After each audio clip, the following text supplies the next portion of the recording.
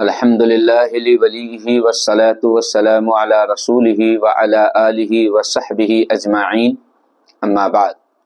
قال اللہ تبارک وتعالی فی کتابہ المجید: اعوذ باللہ من الشیطان الرجیم، بسم اللہ الرحمن الرحیم، وما ارسلناک الا رحمتا للعالمین۔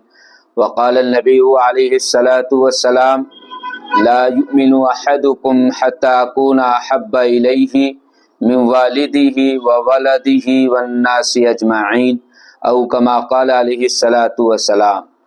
وہ دانائے سبل ختم الرسل مولائے کل، جس نے غبار راہ کو بخشا فروغ وادی سینا، نگاہیں عشق و مستی میں وہی اول وہی آخر، وہی قرآن وہی فرقان وہی یاسین وہی طٰہٰ۔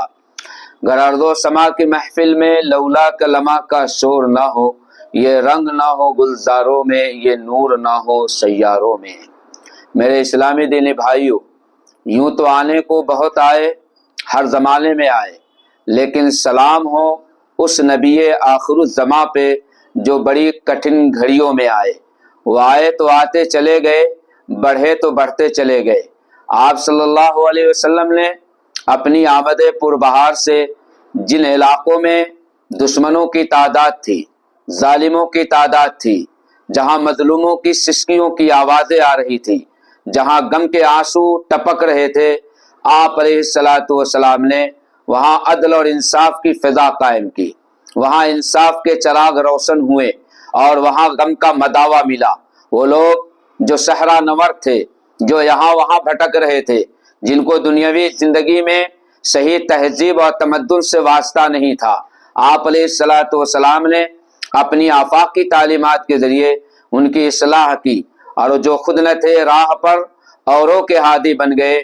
کیا نظر تھی جس نے مردوں کو مسیحا کر دیا۔ اللہ تبارک و تعالیٰ نے آپ صلی اللہ علیہ وسلم کے چہرے میں، جسم میں، علم میں، فن میں، فکر میں ایسی چاشنی اور کشش رکھی تھی کہ یتیمے کے ناکردہ قرآن درست، کتب خانہ چند ملت بسس۔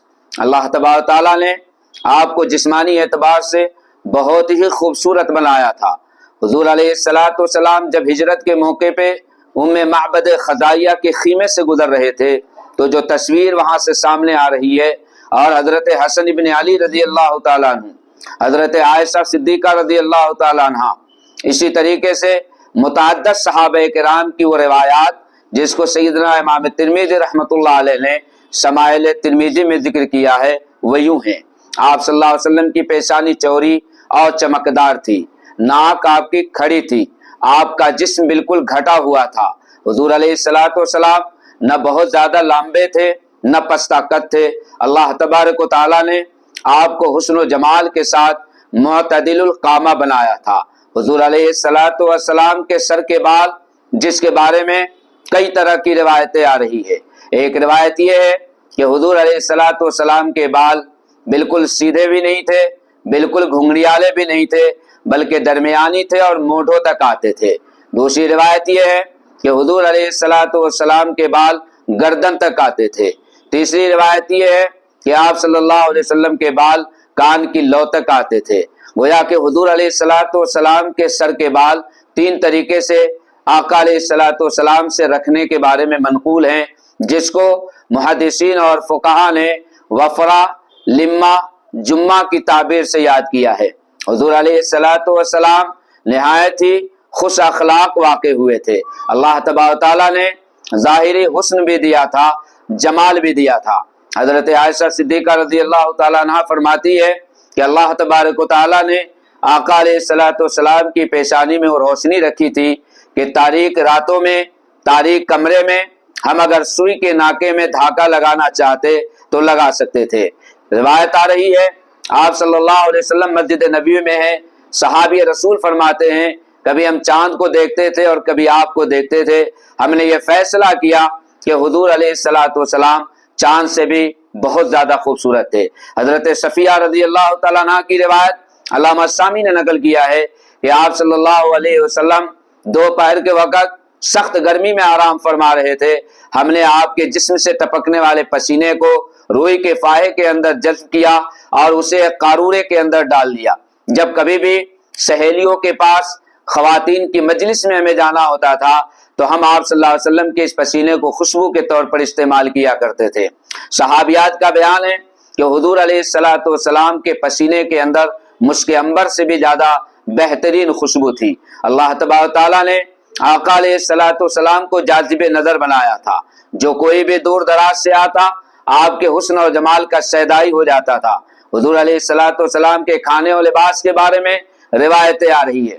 حضور علیہ السلام صاف اور شفاف پانی پیا کرتے تھے، شہد استعمال کرتے تھے، نبیذ تمر کا استعمال کرتے تھے، جو اور ستو بہت استعمال کیا کرتے تھے، کھجور کا استعمال تھا آپ کے ہاں، تربوزہ اور خربوزہ آپ استعمال کیا کرتے تھے۔ اللہ تبارک و تعالیٰ نے آپ کو اخلاقی اور روحانی اعتبار سے بے انتہا مستند اور شاندار بنایا تھا۔ اس لیے حضرات صحابہ کرام کا بیان ہے کہ ما کان النبی صلی اللہ علیہ وسلم فاحشا ولا متفحشا، آپ صلی اللہ علیہ وسلم فحش گفتگو نہیں کرتے تھے، نہ تو اپنے اختیار سے کرتے تھے، نہ ہی کوئی شخص مجبور کرتا تھا تو آپ فحش گوئی پہ مجبور ہوتے تھے۔ آپ حسن اخلاق کا مظاہرہ کرتے تھے۔ حضرت عائشہ صدیقہ رضی اللہ تعالیٰ عنہ فرماتی ہے کان خلقہ القرآن، حضور علیہ السلام کے اخلاق گویا کہ وہ قرآن تھے۔ اللہ تبارک تعالیٰ نے اپنے حبیب محمد عربی صلی اللہ علیہ وسلم کو اتنا شاندار، اتنا جامع، اتنا واضح بنایا کہ پوری دنیا آج بھی ان کی تاریخ پڑھ رہی ہے اور حیران و ششدر ہے۔ اللہ تبارک و تعالیٰ نے آپ صلی اللہ علیہ وسلم کے ذکر کو نہایت بلند و بالا کر دیا اور تاریخ بھی بہت شاندار بنائی۔ سب سے پہلی تاریخی کتاب جو حضور علیہ السلام کے ذکر خیر میں آ رہی ہے وہ دنیا کی سب سے بہترین اور مستند کتاب قرآن مجید ہے۔ جگہ جگہ آقا علیہ السلام کے ذکر خیر ہے۔ اس کے بعد حضرات صحابہ کرام نے آپ کے قول، آپ کے قرار، آپ کی فکر، آپ کے نظریات، آپ کے علم و فن کو سینے میں محفوظ کیا، جسے محدثین حفظ روایات کا نام لیتے ہیں۔ اس کے بعد حضور علیہ السلام کو جیسا کرتے ہوئے آپ نے پایا ہے اس پہ عمل کیا ہے۔ گویا کہ صحابہ کرام نے تعامل کے ذریعے آقا علیہ السلام کی ایک ایک چیز کو محفوظ کیا۔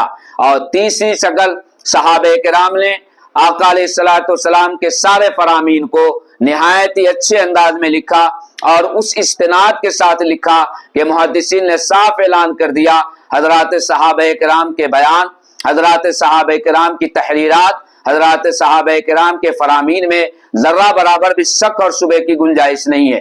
پہلی صدی ہجری سے لے کر تیسری صدی ہجری تک جتنی روایات کی کتابیں لکھی گئی ہیں وہ روایات کیا ہیں؟ آقا علیہ السلام کے فرامین، صبح و شام کے اعمال، آقا علیہ السلام کے جسمانی خد و خال، حضور علیہ السلام کے غزوات، آقا علیہ السلام کے زمانے کے سرایہ، حضور علیہ السلام کی معاشرتی زندگی، آقا علیہ السلام کی معاشی زندگی، آقا علیہ السلام کی عدالتی زندگی، آقا علیہ السلام کا سیاسی نظام ہے۔ گویا کہ اس دنیاوی زندگی میں جن جن چیزوں کی ضرورت ایک انسان کو پڑتی ہے ان تمام چیزوں کو صحابہ کرام نے آپ صلی اللہ علیہ وسلم کے ذریعے محفوظ کر دیا ہے۔ میری آپ سے گزارش ہے کہ اپنے گھروں کے اندر، اپنی مجلسوں میں، اپنی محفلوں میں حضور علیہ السلام کا ذکر خیر کیجئے، درود و سلام کا اہتمام کیجئے، اور ساتھ ساتھ آپ صلی اللہ علیہ وسلم سے متعلق جو سیرت کی کتابیں لکھی گئی ہیں ان سیرت کی کتابوں کو سبکن پڑھنے کی کوشش کیجئے، چونکہ آئیڈیل اور نمونے کے قابل صرف آقا علیہ السلام ہیں، چونکہ اللہ نے باضابطہ خود اعلان کیا ہے لَقَدْ كَانَ لَكُمْ فِي رَسُولِ اللَّهِ أُسْوَةٌ حَسَنَةٌ، کہ بہترین نمونہ حضور علیہ السلام کی زندگی میں ہے۔ لہذا سوچئے، سمجھنے کی کوشش کیجئے اور آپ صلی اللہ علیہ وسلم کی سیرت کو سال کے 12 مہینے پڑھیے، برتنے کی کوشش کیجئے۔ انشاءاللہ مصیبتیں ختم ہو جائیں گی، پریشانیاں دور ہو جائے گی۔ السلام علیکم ورحمۃ اللہ وبرکاتہ۔